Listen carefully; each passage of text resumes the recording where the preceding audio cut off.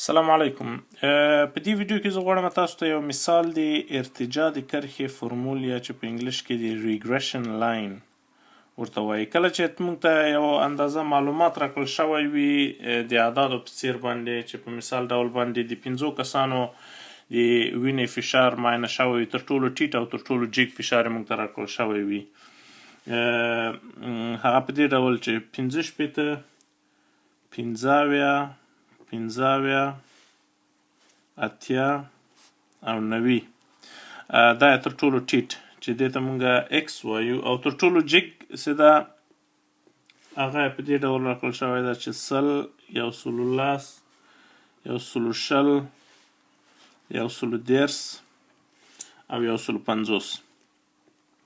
اوس هغه لاین چې له دغه ډیټا یا له دغه معلومات نه موږ ته لاسته راځي هغه د ارتجاع لاین چې د هغه په واسطه باندې موږ بیا د نورو ټیټو فشارونو لپاره موږ جګ فشار پیش بیني کولی سو، یا د جګ فشار لپاره موږ ټیټ فشار پیش بیني کولی سو.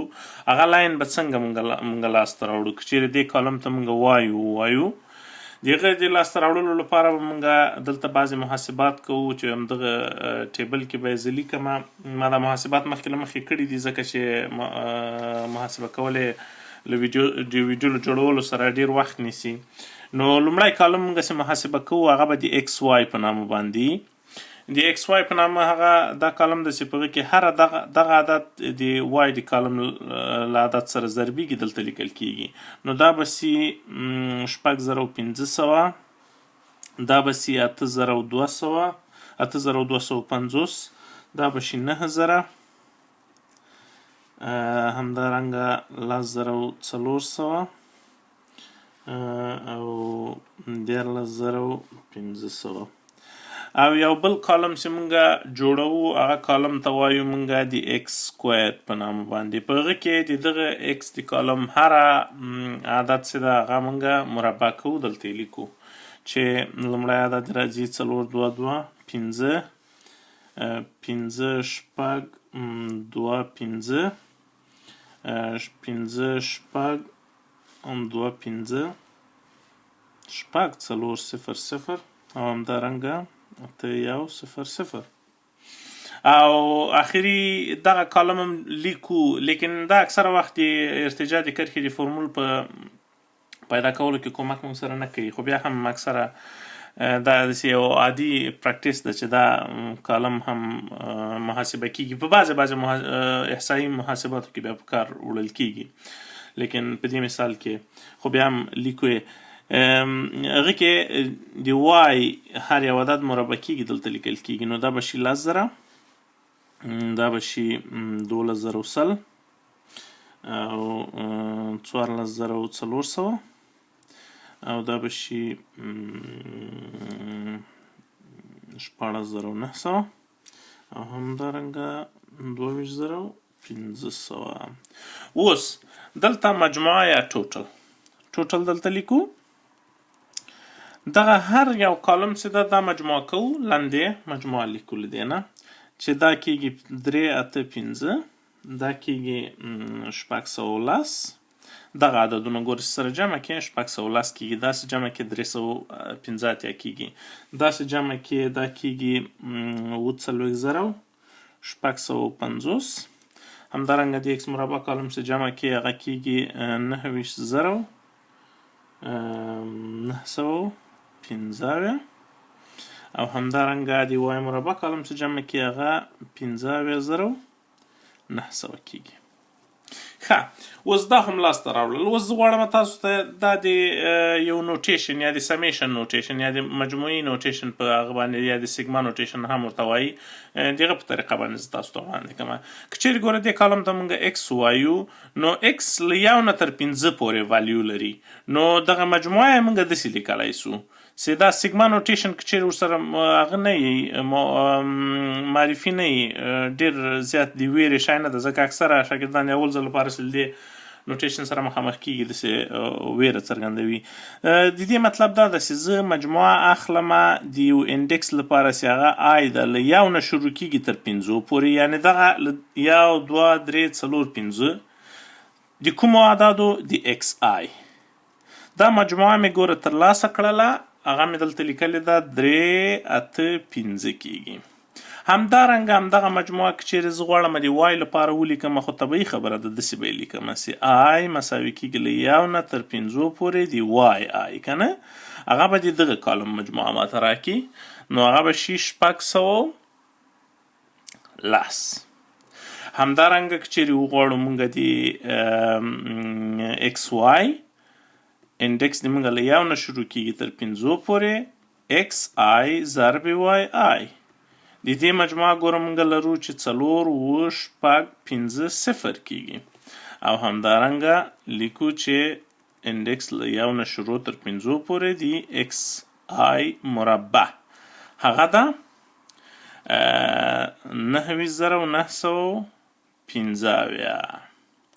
اوس دا 4 کوانټیټیز موږ ولیکل، دا 4 مقدارونه د دې په واسطه باندې موږ د هغه لاین چې هغه د دغه ډیټا یا د دغه اعدادو د ارتجاع لاین ده په ګراف کې.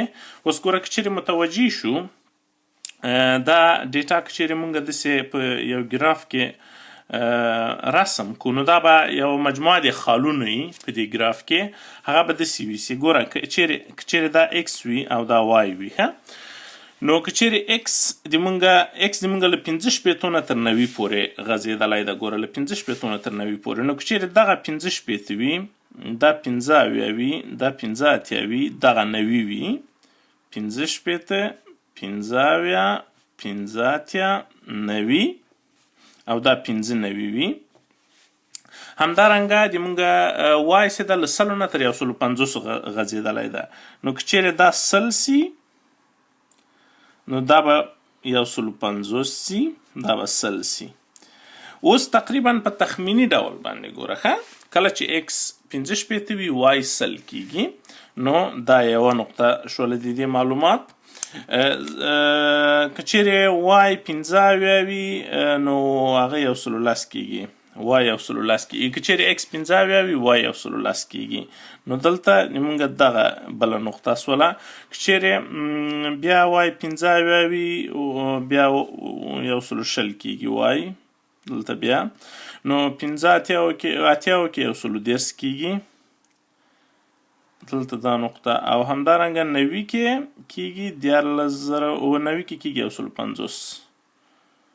نو ګوره دغه یو مجموعه د نقطو موږ ته لاسته راغله، خو دا داسې مستقیم په خط باندې نه دی واقع، لیکن په عمومي شکل باندې که چیرې مثال د دغه رقم ډیټا نورې نقطې وایي، داسې یو شکل به د خربوزې اختیار کړی وو، لکه داسې تقریبا داسې یو شکل لري. نو دا زه اوس څه کومه د ارتجاع لاین چې ورته وایي یا د ارتجاع خط، هغه خط ده چې هغه د دغه ډیټا له مابین نه داسې تیر شوی. اوس که د دغه یو خط موږ فورموله پیدا کړی سو، نو موږ بیا کولی سو د داسې نقطو ایکس لپاره چې دغه معلومات وای موږ ته نه وي راکړل شوی، بیا هم د دغه فورمولې په واسطه باندې د ایکس لپاره د وای پیشبیني وکړی سو. نو مطلب د دغه ګراف دغه اوس د خط اصلي مطلب تاسو ته واضح کړم. نو دا خط خو ګوره طبیعي خبره ده مستقیم خط ده، نو فورموله به یې په داسې شکل وي چې وای مساوي کیږي له A جمع BX، چې A به یې انټرسپټ یا تقطي او B به یې ګریډینټ یا میلان. اوس دا خو ګوره دوه نقطې نه دي، نه په مستقیم خط باندې واقع دي، دا نقطې ګوره له یو که خط یې داسې تخمینی هغه کې داسې یو خط به وي، خو هغه خط به مثال د ډیټا له مابین نه تیر شوی، تقریبا بعضې نقطې به په دې خط باندې نه وي. اوس له یوې ورکړل شوي سیټ د ډیټا نه څنګه د دغه خط فورموله پیدا کوو، هغه په دغه فورمول باندې د A او د B لپاره به څنګه له دا رقم معلومات نه استفاده کوو تر څو د A او د B مقدار پیدا کوو، موږ ته فورموله د خط لاسته راسي. د A لپاره د فورموله ده چې A مساوي کیږي له مجموعه دی وای چې هغه ګوره دا ده ضرب دی مجموعه دی ایکس مربع منفی مجموعه دی ایکس ضرب دی مجموعه دی ایکس وای.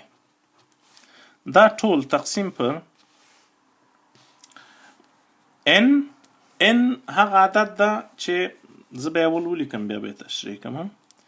مجموعه د x مربع منفي مجموعه د x ټول مربع. دغه مجموعه د x ټول مربع او مجموعه د x مربع کې ګوره فرق ده. مجموعه د x ټول په قوس کې مربع مطلب د دغه عدد مربع چې دا به مربع کوي او مجموعه د x مربع چې ده هغه بیا دغه ده.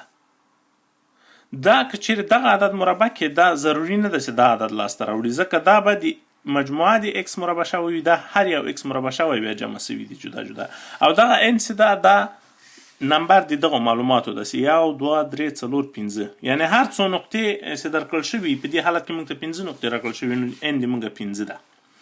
اوس موږ په a کې همدغه فارموله وضع کوو همدغه او د b لپاره هم فارموله لیکو بیا موږ عدد وضع کوو پکې b مساوي کیږي n ضرب دی مجموعه د xy منفي مجموعه د x ضرب دی مجموعه د y تقسیم پر n ضرب دی مجموعه د x مربع منفي مجموعه د x کل مربع.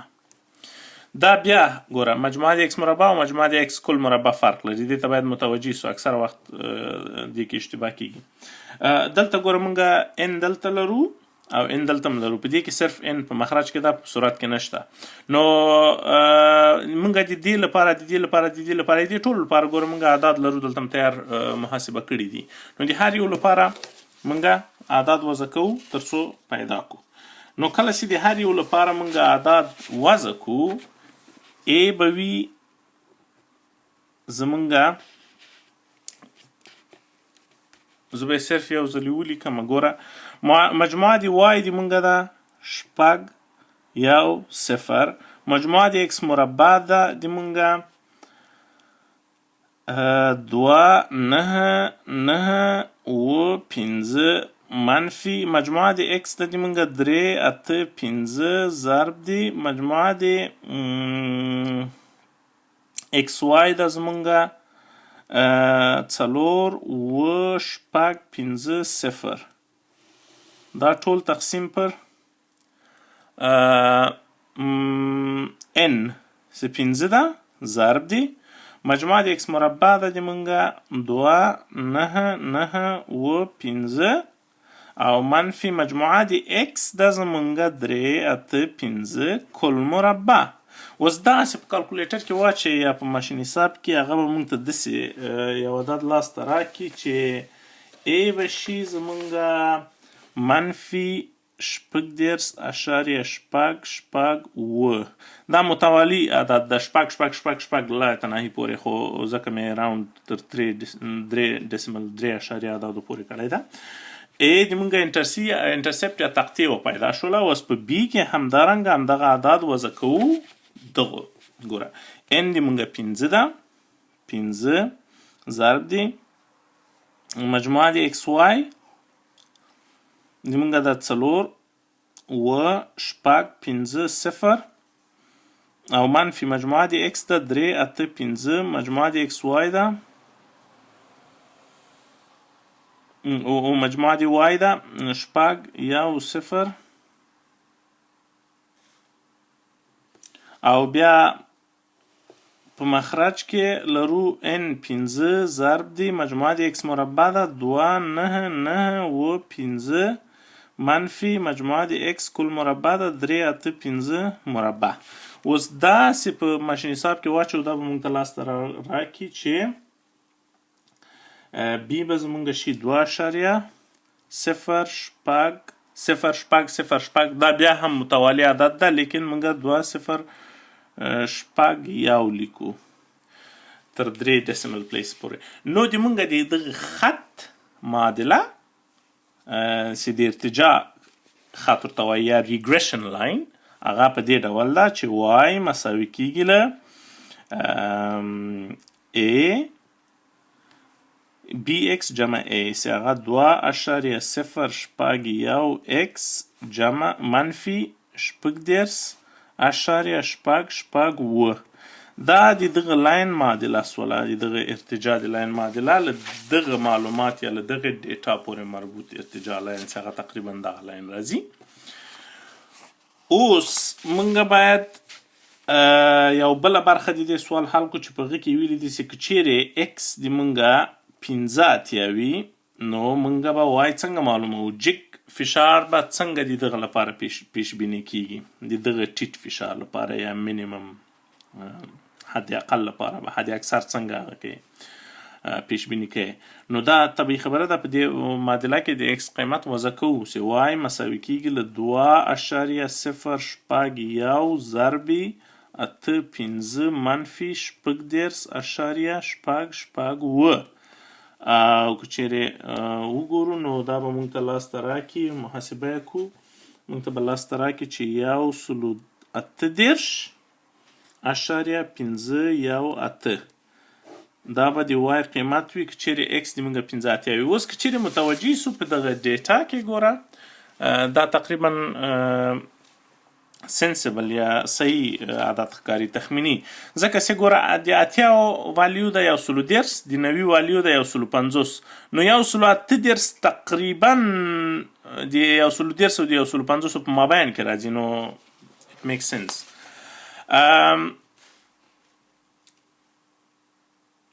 نو د دې نه وروسته یو بل سوال ده د 12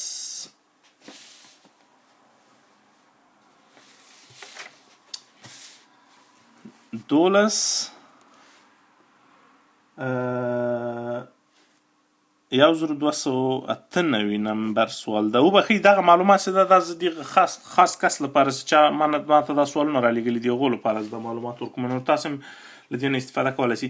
په دغه سوال کې هم همدغه رقم معلومات ورکړل شوی ده، د ټیبل چې هغه مثال د ټمپریچر او د